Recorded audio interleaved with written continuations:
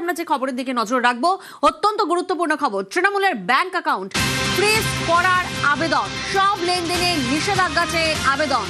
আরো একবার আপনাদেরকে জানাবো, তৃণমূলের কোষাধ্যক্ষ হিসেবে অরূপ বিশ্বাসের আবেদন ব্যাংকে। 12ই জুন বেসরকারি ব্যাংকের ব্রাঞ্চ ম্যানেজারকে চিঠি দেন অরূপ বিশ্বাস। রাশ কার হাতে থাকবে তা নিয়ে জল্পনা, তা নিয়ে বিতর্ক। তৃণমূলের ব্যাংক অ্যাকাউন্ট এই আবহে ফ্রিজ করার আবেদন, সব লেনদেনে নিষেধাজ্ঞা চেয়ে আবেদন অরূপ বিশ্বাসের। তৃণমূলের সম্পত্তি কার হাতে তা নিয়েও বিতর্ক মেটানো না পর্যন্ত যেন টাকা তোলা না যায়, কোনো রকম লেনদেন করা না যায়।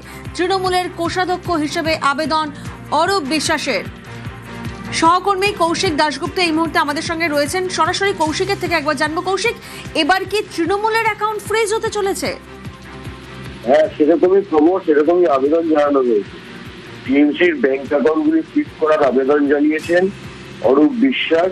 তিনি ব্যাংকের ম্যানেজারকে, ব্রাঞ্চ ম্যানেজারকে চিঠি লিখে আবেদন জানিয়েছেন যেন সমস্ত লেনদেনে নিষেধাজ্ঞা জারি করা হয়।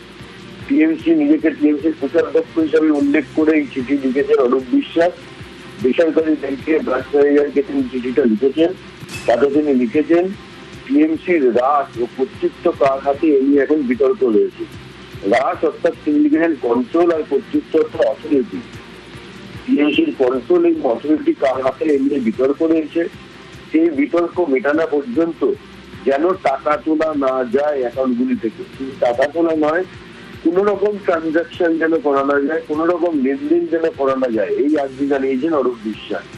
তিনি যেটা চিঠিতে আরো উল্লেখ করেছেন যে প্রতিপক্ষ গোষ্ঠীর নেতারা নিজেদের তৃণমূলের বৈধ প্রতিনিধি বলে দাবি করছে, টিএমসির পদাধিকারী বলেও দাবি করছেন।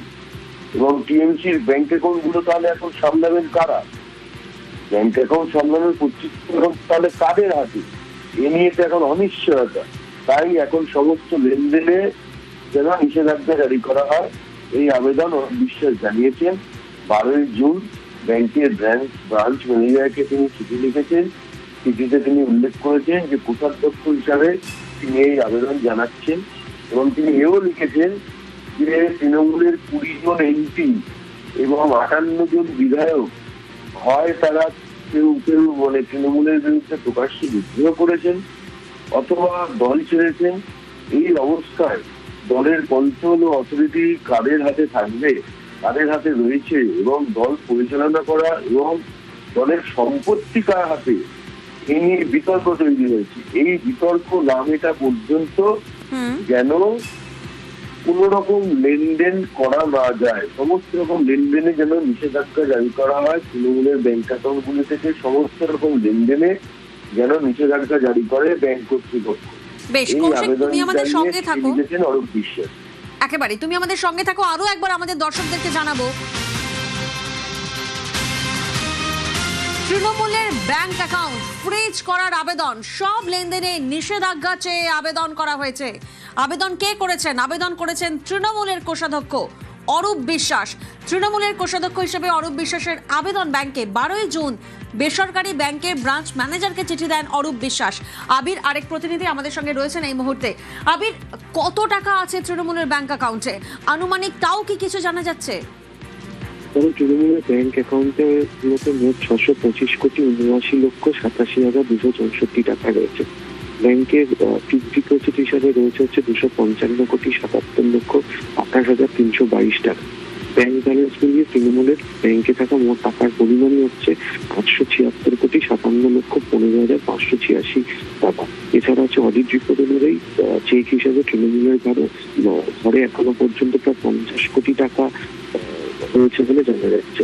এবং দলের কেন্দ্রীয় এবং আঞ্চলিক কার্যালয় মিলিয়ে নগদ বা ক্যাশ হিসাবে রয়েছে 31,28,028 টাকা। এটাই একেবারে শেষ যে রিপোর্ট তৃণমূল কংগ্রেসের তরফ থেকে দেওয়া হয়েছিল কমিশনের কাছে, সেখানে এই প্রসঙ্গটির কথা উল্লেখ ছিল। তো বিপুল পরিমাণ যে অর্থ যেটি রয়েছে সেটি যাতে কোনোভাবে হাতছাড়া না হয়, এবং যেহেতু যেটা কিছুক্ষণ আগে কৌশিকদাও বলছিল, সাংসদ এবং বিধায়করা অনেকে বিদ্রোহ ঘোষণা করছেন, তারা দল ছাড়ছেন, নতুন দলের সাথে মার্চ করছেন, এবং এটা আইনজ্ঞদের অনেকে সাহায্য নিচ্ছেন যে আগামী দিনে নতুন তৃণমূল তৈরি করার ক্ষেত্রে নাম প্রতীক পাওয়ার ক্ষেত্রে তারা কে কিভাবে কাজ করবে। এটি যদি তারা পেয়ে যান তাহলে হচ্ছে যে বিপুল অর্থ যেটি অ্যাকাউন্টে রয়েছে সেটিও সেদিকে চলে যাবে। এই বেশ। পরিস্থিতি আজ করে অরূপ বিশ্বাসের তরফ থেকে চিঠি দেওয়া হয়েছে বলে মনে হয়। একেবারে কে পাবে তৃণমূলের সম্পত্তি, আদালতে ফয়সলা হবে। গত মঙ্গলবারই এই দাবি করেন সুদীপ বন্দ্যোপাধ্যায়। এই দলের পরবর্তী কার্যক্রম কি হবে, তৃণমূল কংগ্রেস তার নানা রকম প্রতীক চিহ্ন, তার অর্থকড়ি, তার সম্পদ সব কিছু আছে, সেগুলো নিয়ে কি পদক্ষেপ হবে আমার দীর্ঘ অভিজ্ঞতা বলে এগুলো সবই আদালতে নিষ্পত্তি হবে।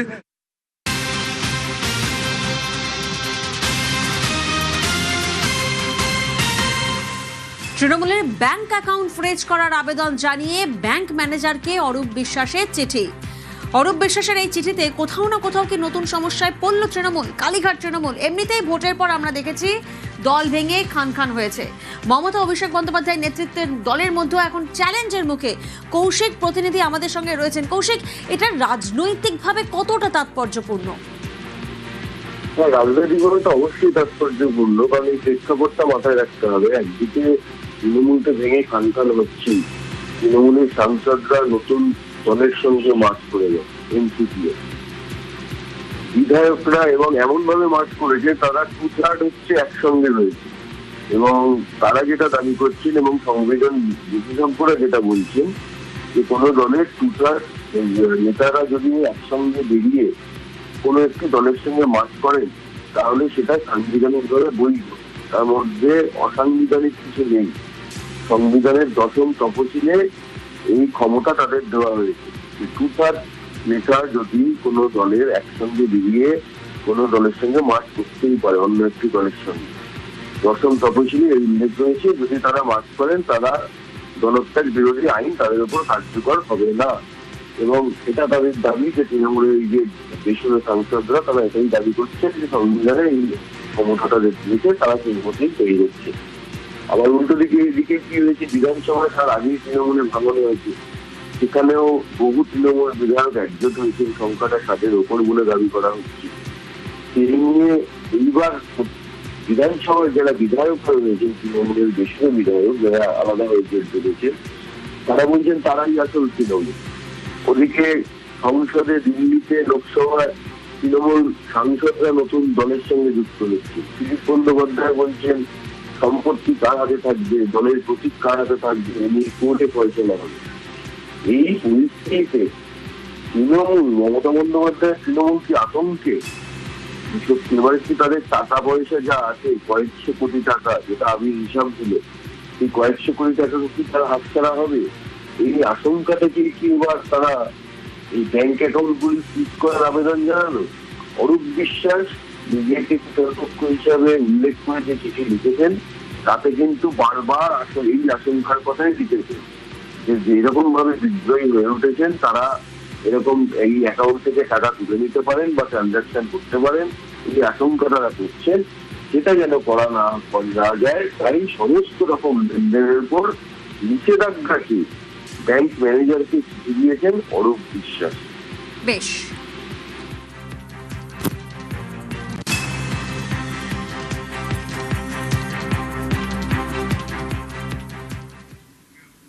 আজ বিধানসভায় বিরোধী দলনেতা চ্যালেঞ্জ মামলা। আজ কলকাতা হাইকোর্টের রায়, স্পিকারের ভূমিকায় প্রশ্ন তোলে কলকাতা হাইকোর্ট। প্রথমে জমা পড়া প্রস্তাব নিয়ে সিদ্ধান্ত নয় কেন, প্রশ্ন তোলেন হাইকোর্টের বিচারপতি কৃষ্ণা রাও। ৭৮ জনের সমর্থনের দাবি, সত্যতা যাচাই কোথায়? রাজ্যে পালাবদলের পর বিরোধী দল হিসেবে তৃণমূল বিধানসভায় নিজেদের নেতা নির্বাচনের জন্য স্পিকারের কাছে একটি প্রস্তাব জমা দেয়।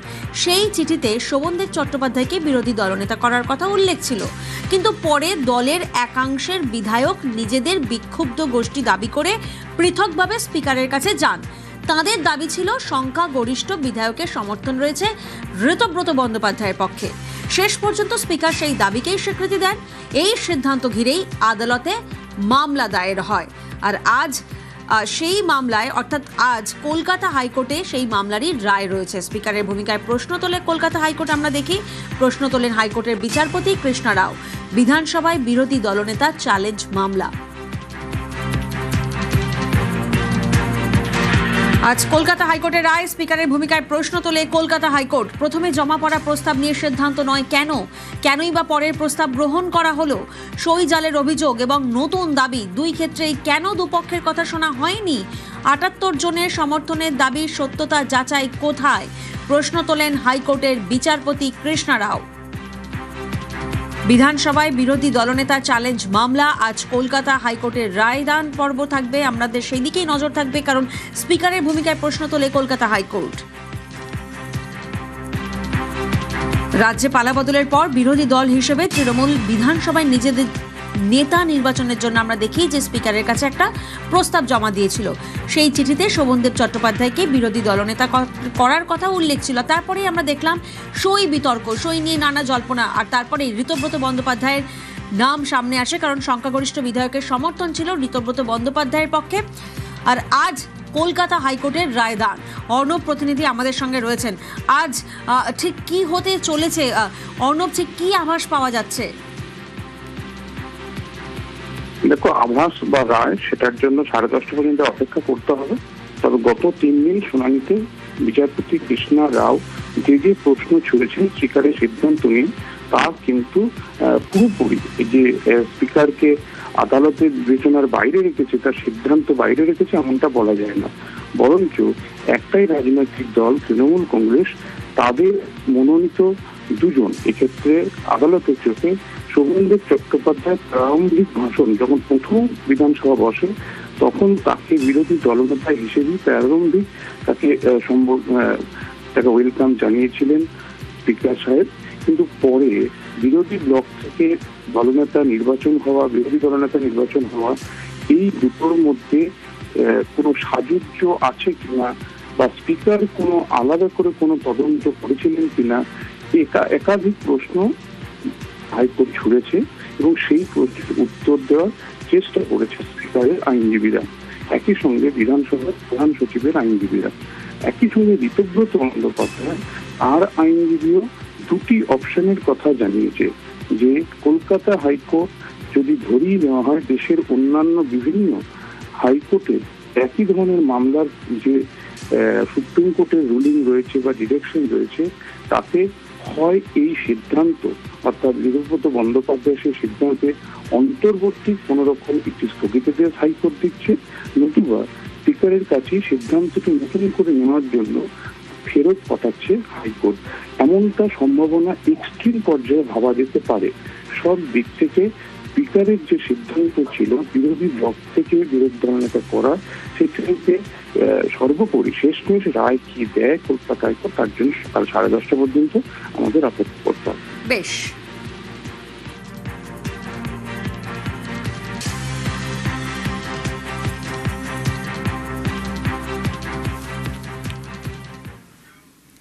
অভিষেককে ডেকে পাঠালেন স্পিকার। আজই দিল্লি যাচ্ছেন অভিষেক বন্দ্যোপাধ্যায়। আগামীকাল স্পিকারের সঙ্গে অভিষেকের বৈঠক। বেসুরো সাংসদদের নিয়ে অভিষেকের চিঠির প্রেক্ষিতে শুক্রবার অভিষেক বন্দ্যোপাধ্যায়কে ডাকা হয়। কথা বলতে ডাকলেন লোকসভার স্পিকার।